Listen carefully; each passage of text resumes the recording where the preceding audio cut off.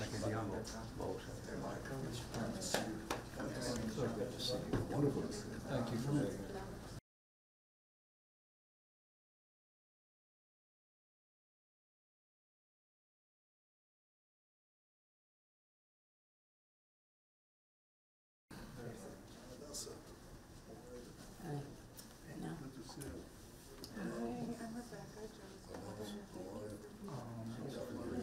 Yeah, this is my daughter Camilla. Just finished the session at Tell You Who That.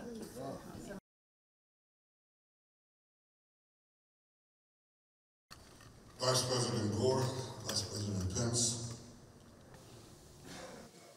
senators, members of Congress, distinguished guests, above all, Hadassah and the Lieberman family, which has grown exponentially, I see. That's bringing the mitzvah of Pruvu multiply. It was important for me to be here today to express my deepest affection and respect for our beloved Joe Lieberman. I'm sure that, like all of you here, I miss Joe terribly. He left an indelible mark on me,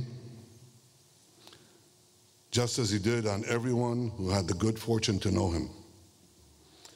Joe was exceptional in so many ways. He was unfaltering in his integrity, his decency, his loyalty. He was an exemplary leader who combined clear and forceful convictions with a pragmatic approach to solving problems and to solving conflict. He was an American patriot and a proud Jew who steadfastly stood with Israel and the Jewish people, especially during trying times. And it's precisely during these trying times that I miss him even more.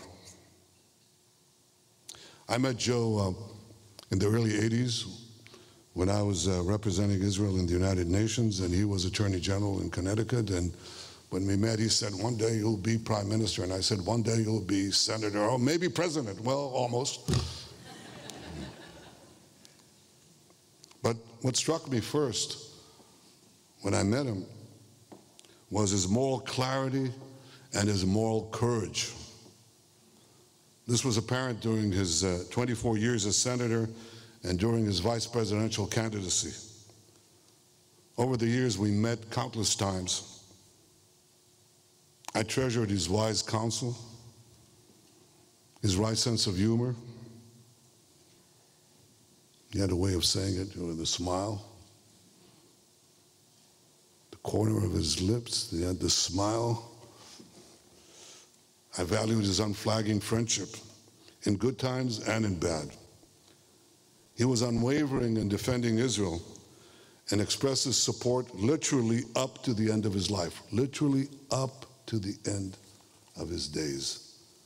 Hours before his passing, he was editing the final draft of a statement that he and Alan Dershowitz had co-authored backing Israel's war in Gaza. His last written words, I believe, were the following: "We believe that Israel must be allowed to achieve its legitimate goal of disabling Hamas."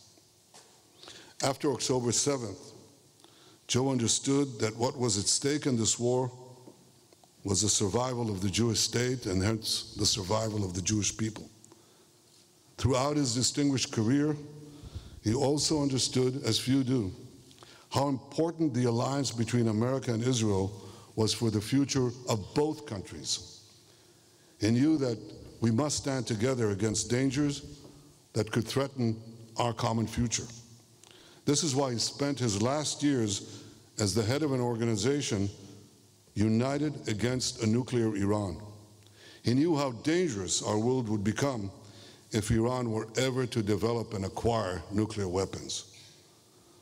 Over the years, we often discussed how Iran was behind the entire axis of terror that threatened both our countries.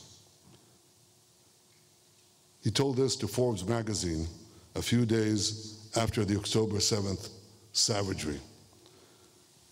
He said, "Focus on the problem, which is Iran." This was quintessential Joe. Focused, clear-eyed, right to the point. Dear Adassa, you and your family have lost a loving husband, father, and grandfather. America has lost one of its finest public servants. The Jewish people have lost one of its most noble sons. Israel has lost one of its greatest champions. And I have lost a beloved friend and an irreplaceable comrade in arms. We shall always remember Joe.